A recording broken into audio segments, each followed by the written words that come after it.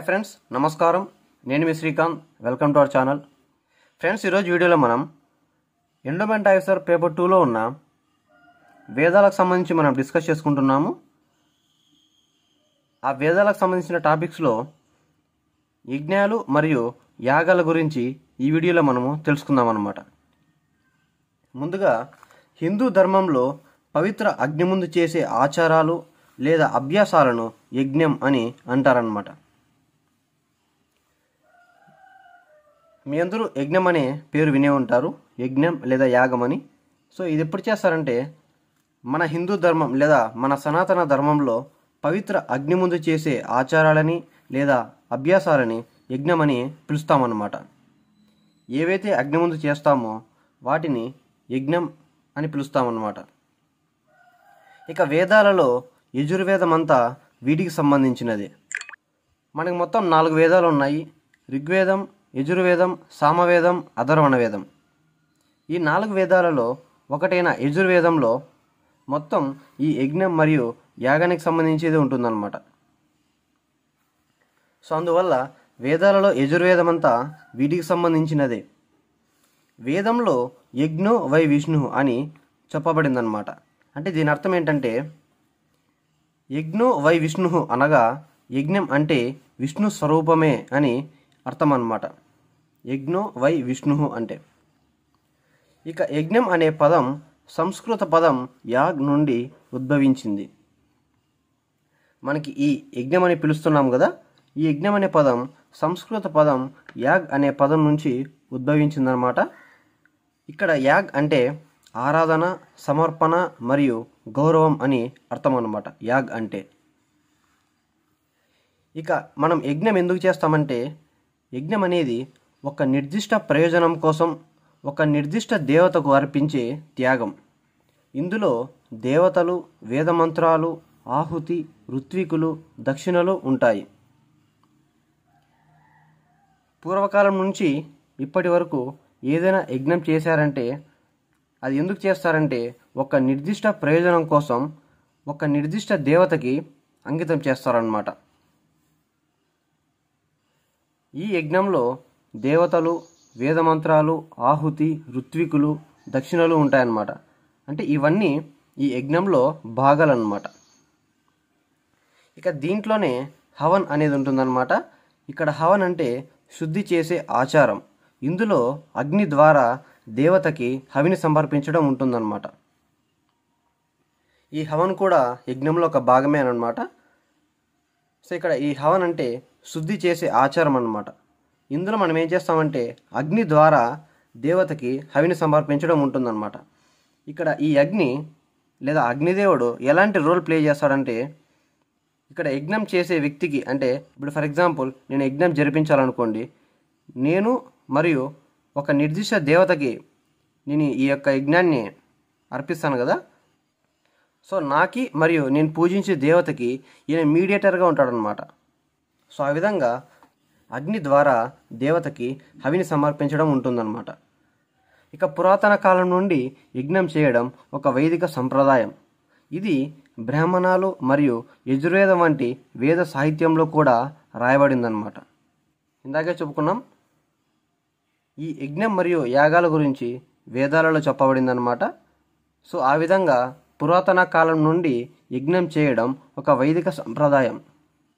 దీంట్లో బ్రాహ్మణాలు మరియు యజుర్వేదం వంటి వేద సాహిత్యంలో కూడా రాయబడిందన్నమాట ఈ యజ్ఞాల గురించి లేదా ఈ యజ్ఞ సంప్రదాయం గురించి. భగవద్గీతలో ఈ యజ్ఞ చక్రాన్ని వివరించాడు శ్రీకృష్ణ పరమాత్మ. ఈ యజ్ఞ చక్రం గురించి భగవద్గీతలో శ్రీకృష్ణ పరమాత్ముడు ఏం చెప్పాడంటే, ప్రకృతి మనకు ఇచ్చిన దానిని ప్రసాదంగా భావించి దానిని భక్తితో మళ్ళీ భగవద్దర్పణ చేయడం వల్ల దేవతలు సంతోషించి కోరిన కోరికలు తీరుస్తానంటోంది భగవద్గీత. యజ్ఞంలో ఇదం నా మమ అంటూ దేవతలకు హవిస్సులు సమర్పిస్తారు. అంటే ఇదేది నాది కాదని భావం అన్నమాట. ఈ యజ్ఞ చక్రం గురించి శ్రీకృష్ణ పరమాత్ముడు భగవద్గీతలో ఏం చెప్పాడంటే, ప్రకృతి మనకి ఇచ్చిన దానిని ప్రసాదంగా భావించి దానిని భక్తితో మళ్ళీ దేవతకి సమర్పించడం వల్ల దేవతలు సంతోషించి మనం ఏవైతే కోరికలు కోరుకుంటామో ఆ కోరికలు దేవతలు తీరుస్తానంటూ ఈ భగవద్గీత చెప్పుకొచ్చిందనమాట. ఇక యజ్ఞంలో ఇదం నా మమ అంటే ఏంటంటే దీని అర్థము దేవతలకు హవిస్సులు సమర్పిస్తారనమాట మనోళ్ళు. మనం యజ్ఞం చేసేటప్పుడు దేవతలకి హవిస్సులు సమర్పిస్తాం కదా. సో ఆ సమయంలో ఎవరైతే యజ్ఞం నిర్వహిస్తారో వారు ఏం చెప్తారంటే ఇదం నా మమ అంటూ దేవతలకి హవిస్సులు సమర్పిస్తారంట. ఇక ఇదం నా మమ అర్థం ఏంటంటే ఇదేది నాది కాదని భావం అని దీని అర్థం అన్నమాట. ఇదం నా మమ అంటే. ఇక ఇదివరకు యజ్ఞం లేదా యాగం గురించి తెలుసుకున్నాము. ఇక యాగానికి సూక్ష్మ రూపమే హోమం. హోమం కుటుంబ సభ్యుల కోసం గృహస్థులు చేయించుకునేది. సాధారణంగా హోమాలు ఒక్కరోజుకి పరిమితి అవుతాయి. యాగం మహాయాగాలు విస్తారంగా జరుగుతాయి. కొన్ని రోజుల నుండి నెలలు జరుగుతాయి. వేల సంవత్సరాలు జరిగిన సత్రయాగాన్ని గురించిన ప్రస్తావన పురాణాల్లో ఉంది. ఇప్పుడు మనం ఏదైతే యజ్ఞం మరియు యాగం గురించి చెప్పుకుంటున్నామో ఈ యాగానికి సూక్ష్మ రూపమే హోమం అన్నమాట. ఈ హోమం అనేది మనం రెగ్యులర్గా గృహస్థులు వారి యొక్క ఇళ్ళల్లో చేయించుకుంటారనమాట. హోమం అనేది రెగ్యులర్గా ఇంట్లో చేయించుకుంటారు. సాధారణంగా అంటే మనం ఏవైతే హోమాల గురించి మాట్లాడుతున్నామో ఈ హోమాలు అనేటివి ఒక్కరోజుకే పరిమితమవుతాయి అన్నమాట. అంటే హోమం అనేది ఒక రోజులో అయిపోతుంది అనమాట, లేదా కొన్ని గంటల్లో ముగుస్తుంది. కానీ యాగం కానీ మహాయాగాలు కానీ విస్తారంగా జరుగుతాయి అన్నమాట. అది ఏ విధంగా అంటే ఆ యొక్క యాగం కానీ మహాయాగం కానీ కొన్ని రోజులు జరగచ్చు, కొన్ని నెలలు జరగచ్చు, లేదా కొన్ని వేల సంవత్సరాలు జరగచ్చు అనమాట. ఆ విధంగా వేల సంవత్సరాల్లో జరిగినది సత్రయాగం. ఈ సత్రయాగం గురించి కూడా మనకు పురాణాల్లో ప్రస్తావన ఉంది. ఇక వేదాలలో భగవంతుని చేరుకునే 3 మార్గాలు చెప్పబడ్డాయన్నమాట. అవి కర్మకాండ, జ్ఞానకాండ మరియు ఉపాసనాకాండ. ఈ వేదాలలోనే కేవలం యాగాల ద్వారా కానీ యజ్ఞాల ద్వారా కానీ భగవంతుని చేరుకునే 3 మార్గాలు చెప్పబడ్డాయన్నమాట. అవేంటంటే మొదటిది కర్మకాండ, రెండవది జ్ఞానకాండ, మూడవది ఉపాసనాకాండ. కర్మకాండలో యజ్ఞ యాగాల ద్వారా దేవతలను సంతోషపరచడం ఉంటే జ్ఞానకాండలో ఆత్మతత్వాన్ని తెలుసుకోవడం ఉంటుంది. ఇక ఉపాసనాకాండలో నిరాడంబరంగా తపస్సు చేసుకోవడమే ప్రధానం. యజ్ఞంలోనే 3 మార్గాలు ఉన్నాయి: కర్మకాండ, జ్ఞానకాండ మరియు ఉపాసనాకాండ. ముందుగా ఈ కర్మకాండలో యజ్ఞ యాగాల ద్వారా దేవతలను సంతోషపరచడం ఉంటుందన్నమాట. అంటే కర్మకాండలో కేవలం ఒక వ్యక్తి యజ్ఞాలు లేదా యాగాల ద్వారా దేవతలను సంతోషపరుస్తాడనమాట. ఇక జ్ఞానకాండలో ఆత్మతత్వాన్ని తెలుసుకోవడం ద్వారా భగవంతుని చేరుకునే అవకాశం ఉంటుందన్నమాట. ఇక మూడవదైన ఉపాసనాకాండలో నిరాడంబరంగా తపస్సు చేసుకోవడం అనేది ఇందులో ప్రధానం అన్నమాట. ఈ మూడింటిలో ఏదో ఒక మార్గం ద్వారా మనం భగవంతుని చేరుకునే అవకాశం ఉంటుందన్నమాట. ఇప్పటి వరకు మనము యజ్ఞం లేదా యాగం యొక్క ఇంట్రడక్షన్ గురించి మాట్లాడుకున్నాము. సో ఇప్పుడు మనం ఏదైతే యజ్ఞం గురించి మాట్లాడుకుంటున్నామో ఈ వైదిక యజ్ఞం అనేది ఎలా జరుగుతుంది, లేదా ఈ వైదిక యజ్ఞాన్ని ఎలా జరిపిస్తారు. మనకి ప్రాచీన కాలం నుంచి వేద మంత్రాల ద్వారా యజ్ఞాలు నిర్వహిస్తున్నారు. అంటే దాదాపు పురాతన కాలం నుండి ఈ యజ్ఞాలు అనేటివి వేద మంత్రాల ద్వారానే నిర్వహిస్తున్నారన్నమాట. ఇక మనం ఏదైతే యజ్ఞాన్ని నిర్వహిస్తున్నామో ఆ యజ్ఞ నిర్వహణలో 4 ఋత్వికులు భాగస్వాములు అవుతారన్నమాట. అంటే ఫర్ ఎగ్జాంపుల్ ఏదైనా మీటింగ్ కండక్ట్ చేయాలంటే ఒకరే చేయరు కదా, అందులో కనీసం ఒక 3 నుంచి 4 వ్యక్తులు ఇన్వాల్వ్ అవుతారు. సో ఆ విధంగా ఈ యజ్ఞ నిర్వహణలో భాగంగా 4 ఋత్వికులు భాగస్వాములు అవుతారన్నమాట. మొదటి వ్యక్తి హోత, రెండవ వ్యక్తి అధర్వుడు, మూడవ వ్యక్తి ఉద్గాత, 4వ వ్యక్తి బ్రహ్మ. ఈ 4 యజ్ఞ నిర్వహణలో భాగమన్నమాట. ఇక ముందుగా మనం హోత గురించి డిస్కస్ చేసుకుంటే, హోత అంటే ఆహ్వానకర్త. యజ్ఞంలో ఆయన మంత్రపూర్వకంగా దేవతలను ఆహ్వానిస్తాడు. ఈయన పరిచయం, అనుబంధం మరియు ఆశీర్వాదం అని ఋగ్వేదంలోని ఈ భాగాలను పఠిస్తాడు.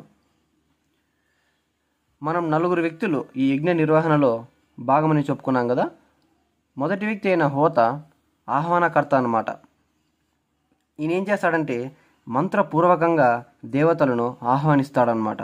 అదేవిధంగా పరిచయం, అనుబంధం మరియు ఆశీర్వాదం అనే ఈ మూడు ఋగ్వేదంలో ఉంటాయన్నమాట. ఈ మూడింటిని ఈ యొక్క హోత పఠిస్తాడనమాట. సో ఈ విధంగా ఈ నలుగురిలో అయిన హోత యొక్క భాగం పూర్తవుతుందన్నమాట.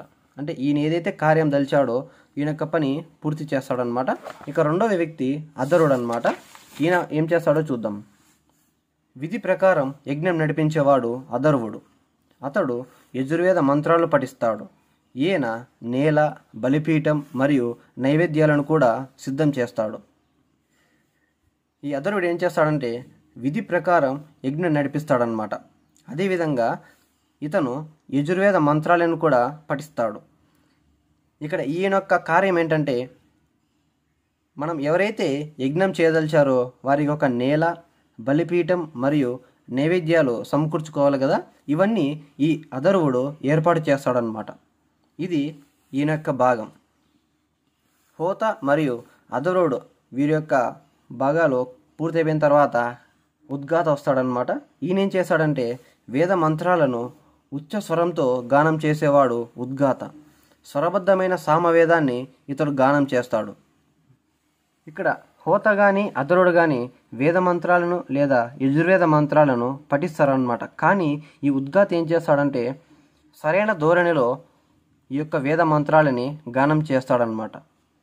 సో ఎవరైతే వేద మంత్రాలని ఉచ్చ స్వరంతో గానం చేస్తాడో అతన్ని ఉద్గాత అని పిలుస్తామన్నమాట. స్వరబద్ధమైన సామవేదాన్ని ఇతడు గానం చేస్తాడు. మీ అందరికీ తెలిసిందే, గానం అనేది సామవేదంలోని ఒక భాగం అన్నమాట. ఇక యజ్ఞాన్ని సంపూర్ణం చేసేవాడు బ్రహ్మ. ఇది నాలుగవ వ్యక్తి అన్నమాట. ముందుగా మనకి హోత వస్తాడు. హోత పూర్తయిపోయిన తర్వాత అధరుడి యొక్క తన భాగం కంప్లీట్ చేసుకున్న తర్వాత ఉద్గాత వస్తాడు. ఇక తర్వాత నాలుగవ వ్యక్తి బ్రహ్మ. ఈయనేం చేస్తాడంటే ఏదైతే యజ్ఞం చేస్తున్నారో ఆ యజ్ఞాన్ని సంపూర్ణం చేస్తాడనమాట. సర్వవేద మంత్రవేత్త. ఆయన చదివే మంత్రాలతో కూడినదే అధర్వణ వేదం. దానికి బ్రహ్మవేదం అని పేరు. ఈ విధంగా 4 వేదాలకు యజ్ఞంలో ప్రాముఖ్యం ఉంది. ఎవరైతే యజ్ఞాన్ని సంపూర్ణం చేస్తాడో అతడిని బ్రహ్మ అని అంటారనమాట. ఈ యొక్క బ్రహ్మ సర్వవిధ మంత్రవేత్త, అంటే అన్ని మంత్రాలని పఠించగలిగే వ్యక్తి అనమాట. ఈయన ఏ మంత్రాలైతే చదువుతాడో అవి అధర్వణ వేదంలో ఉంటాయన్నమాట. దీనికి బ్రహ్మవేదం అనే పేరు కూడా ఉంది. ఈ అధర్వణ వేదంకి బ్రహ్మవేదం అనే పేరు కూడా ఉందన్నమాట. ఎందుకంటే ఈ అధర్వణ వేదంలో ఈ బ్రహ్మ అనే వ్యక్తి ముఖ్యమైన పాత్ర పోషిస్తాడనమాట. సో అందువల్ల ఈ అధర్వణ వేదంకి బ్రహ్మవేదం అనే ఇంకొక పేరు కూడా ఉంది. ఈ విధంగా 4 వేదాలకు యజ్ఞంలో ప్రాముఖ్యం ఉంది. సో మనకు 4 వేదాలు ఉన్నాయి: ఋగ్వేదం, యజుర్వేదం, సామవేదం, అధర్వణ వేదం. ఈ నలుగురికి సంబంధించి 4 వేదాలు ఇందులో గుమిగూడి ఉంటాయన్నమాట. సో ఇక్కడ అధర్వణ వేదం, ఇక్కడ సామవేదం, ఇక్కడ యజుర్వేదం, ఇక హోతకు సంబంధించి ఋగ్వేదం అన్నమాట. ఈ విధంగా 4 వేదాలకు యజ్ఞంలో ప్రాముఖ్యత ఉంది. ఇందాక మనం వైదిక యజ్ఞం ఎలా జరుపుతారో అని మాట్లాడుకున్నాము. ఇక యజ్ఞానికి కావాల్సిన ప్రధాన వస్తువులేంటో ఇప్పుడు మనం తెలుసుకుందాం. ముందుగా యజ్ఞానికి కావాల్సిందేటివి: సమింధనము, దీన్ని సమిత్తులు లేదా సమిధులు అని అంటాము. రెండవది దర్భకలు లేదా దర్భలు. మూడవ వస్తువు పురోడాశం. 4వ వస్తువు ఆవునేయి. ఈ 4 వస్తువులు మనం యజ్ఞంలో ఉపయోగిస్తారన్నమాట. ఇక్కడ సమింధనము, సమిత్తులు లేదా సమిధులు అంటే ఇక్కడ సమింధనము అంటే మోదుగు కర్రలను వాడతారన్నమాట. దర్భకలు లేదా దర్భలు అంటే రెల్లుజాతి తృణాలు. అంటే రెల్లుజాతి తృణాలు అంటే గడ్డి మొక్కలు అన్నమాట. ఈ రెల్లుజాతి తృణాలు కూడా 10 రకాలు ఉంటాయన్నమాట. సో రెల్లుజాతి తృణాలు ఎన్ని రకాలంటే 10 రకాలు. మూడవ వస్తువైన పురోడాశం అంటే ఇది నేతితో కలిపి అగ్నికి సమర్పించే ఒక ప్రధాన ఆహుతి. ఇక్కడ పురోడాశం అంటే నేతితో కలిపి అగ్నికి సమర్పించే ఒక ప్రధాన ఆహుతి అన్నమాట. ఇక 4వ వస్తువు అయిన ఆవునే ఏంటంటే హవిస్సులను దీనితో కలిపి సమర్పిస్తారు. ఈ 4 ప్రధాన యజ్ఞ వస్తువులు. మనం యజ్ఞం యొక్క ఇంట్రడక్షన్ మరియు వైదిక యజ్ఞం ఎలా జరుగుతుంది, దాని తర్వాత యజ్ఞానికి కావాల్సిన ప్రధాన యజ్ఞ వస్తువులు తెలుసుకున్నాము. ఇప్పుడు మనం యజ్ఞాలలో ఎన్ని రకాలు ఉన్నాయో మాట్లాడుకుందాం. యజ్ఞం యొక్క రకాల ఆధారంగా వ్యవధి నిమిషాల నుండి రోజులు, నెలలు మరియు 1 సంవత్సరం వరకు ఉంటుందన్నమాట. సో జనరల్గా హోమం అనేది 1 రోజులో ముగుస్తుంది. యాగాలు నెలలు కానీ సంవత్సరాలు జరుగుతుందన్నమాట, లేదా కొన్ని వేల సంవత్సరాలు కూడా జరిగే అవకాశం ఉంటుంది. ఇక యజ్ఞం కూడా రోజులు, నెలలు మరియు 1 సంవత్సరం వరకు ఉంటుందన్నమాట. ఈ యజ్ఞం యొక్క వ్యవధి అనేది. యజ్ఞాలలో కొన్ని ఏకాంత ప్రదేశాలలో జరుగుతాయి, మరికొన్ని హిందూ వివాహాల వంటి సమూహాల నందు జరుగుతాయన్నమాట. కొన్ని యజ్ఞాలు ఏకాంత ప్రదేశాలలో జరుగుతాయన్నమాట.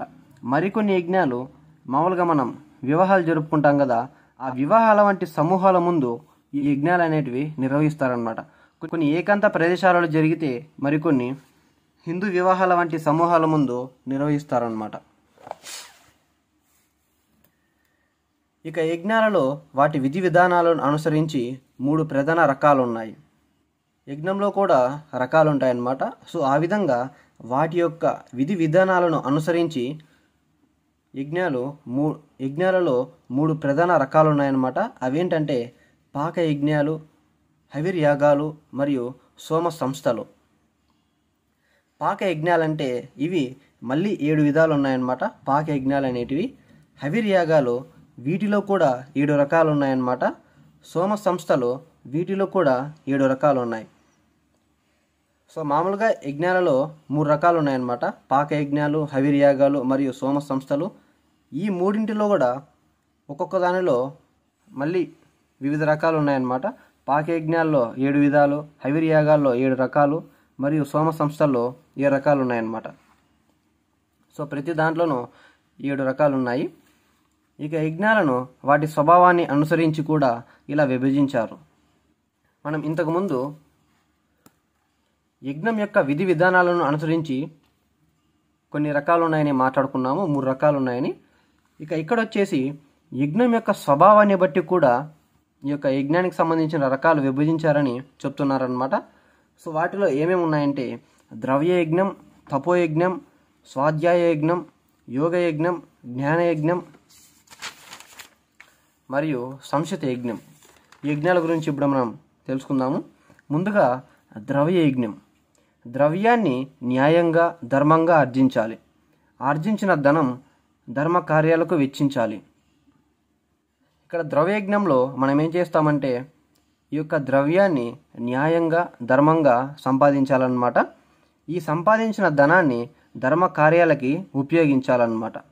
సో ఇది ద్రవ్యయజ్ఞం మాట్లాడుతుందన్నమాట దీని గురించి. ఇక రెండవదైన తపోయజ్ఞం ఏం చెప్తుందంటే జ్ఞానాగ్నితో ఆత్మను తప్పింపజేసి పునీతం, తేజోవంతం చేయడమే పవిత్రమైన తపోయజ్ఞం. ఈ జ్ఞానమనే అగ్నితో ఆత్మను తప్పింపజేసి పునీతం, తేజోవంతం చేయడమే ఈ పవిత్రమైన తపోయజ్ఞం యొక్క కార్యం అన్నమాట. ఇక మూడవది స్వాధ్యాయ యజ్ఞం. ఏ విద్యనైనా సరే కేవలం అధ్యయనం చేయటమే కాకుండా అర్థం చేసుకొని లోక కళ్యాణానికి వినియోగించడమే స్వాధ్యాయ యజ్ఞం. సో మనం ఏ విద్య అయినా సరే అది చదివేటప్పుడు కేవలం దాన్ని చదవటమే కాకుండా దాన్ని డీటెయిల్గా అర్థం చేసుకొని లోక కళ్యాణానికి వినియోగించమని చెప్తుందన్నమాట ఈ స్వాధ్యాయ యజ్ఞం. నాలుగవది యోగ యజ్ఞం. యమ నియమాదులతో మనసుపై పట్టు సాధించి మానసిక శక్తి సంపాదించటమే యోగ యజ్ఞం. ఈ యోగ యజ్ఞం ఏం చెప్తుందంటే యమ నియమాదులతో మనసుపై పట్టు సాధించి మన మానసిక శక్తి సంపాదించడమే ఈ యోగ యజ్ఞం అన్నమాట. ఇక ఐదవది జ్ఞాన యజ్ఞం. మనిషి తానెవరు, ఎందుకు పుట్టాడు, ఏం చేయాలి అని ఆలోచించి తపించి ఆత్మదర్శనానుభవం పొందాలన్నమాట. అదే జ్ఞానయజ్ఞం.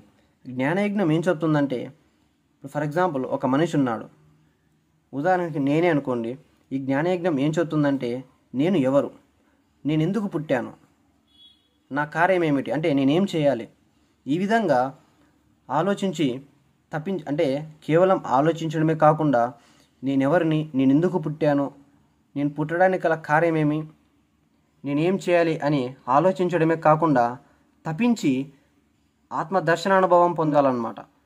ఈ విధంగా చేయాలి అని చెప్పేది జ్ఞానయజ్ఞం అన్నమాట. ఇక 6వ యజ్ఞం సంశిత యజ్ఞం. తనలోని కామ క్రోధ మద మాత్సర్యాలను జయించి నియమబద్ధంగా కర్మాచరణ చేయడమే సంశిత యజ్ఞం.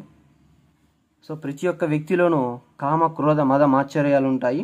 ఆ ప్రతి ఒక్క వ్యక్తి ఈ కామ క్రోధ మద మాత్సర్యాలను జయించి తను తలచిన కార్యాన్ని నియమబద్ధంగా పూర్తి చేయడమే ఈ యజ్ఞం యొక్క లక్ష్యం అన్నమాట. ఇక యజ్ఞాలలో ఇవే కాకుండా ప్రతి మనిషి నిత్యం చేయాల్సిన యజ్ఞాలు కొన్ని ఉన్నాయన్నమాట. అవి ప్రతి మనిషికి తప్పనిసరి. అవేంటంటే దేవయజ్ఞం, పితృయజ్ఞం, ఋషి యజ్ఞం, మనుష్య యజ్ఞం, భూత యజ్ఞం. 5 రకాలన్నమాట. ఈ 5 యజ్ఞాలు ప్రతి ఒక్క మనిషి తప్పనిసరిగా నిర్వహించాలన్నమాట. మీకు గుర్తున్నట్లయితే మనం ప్రీవియస్ వీడియోలో వివిధ ఆశ్రమ ధర్మాల గురించి చర్చించుకున్నాము. ఈ 5 యజ్ఞాలు 4 ఆశ్రమ ధర్మాలలో ఒకటైన గృహస్థాశ్రమంలో ఉన్నాయన్నమాట. ఈ దేవయజ్ఞం, పితృయజ్ఞం, ఋషి యజ్ఞం, మనుష్య యజ్ఞం మరియు భూతయజ్ఞం అనేటివి. ప్రతి ఒక్క గృహస్థుడు ఈ 5 యజ్ఞాలు తప్పనిసరిగా చేయాలన్నమాట. ఇక్కడ మనం కొన్ని ప్రసిద్ధ యాగాల గురించి మాట్లాడుకుందాము.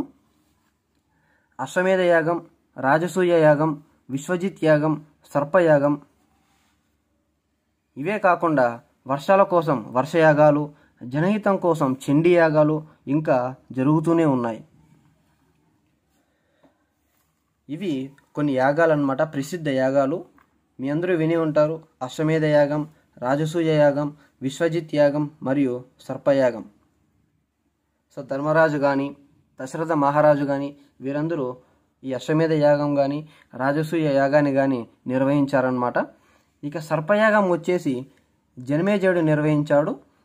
ఎందుకంటే తన తండ్రి అయిన పరీక్షితు మహారాజు యొక్క చావుకి తక్షకుడు అనే పాము కారణం కావడం వల్ల ఈ జనమేజయుడు మొత్తం లోకంలో ఉన్న అన్ని పాములు చనిపోవాలని చెప్పి ఈ జనమేజయుడు సర్పయాగాన్ని నిర్వహిస్తాడనమాట.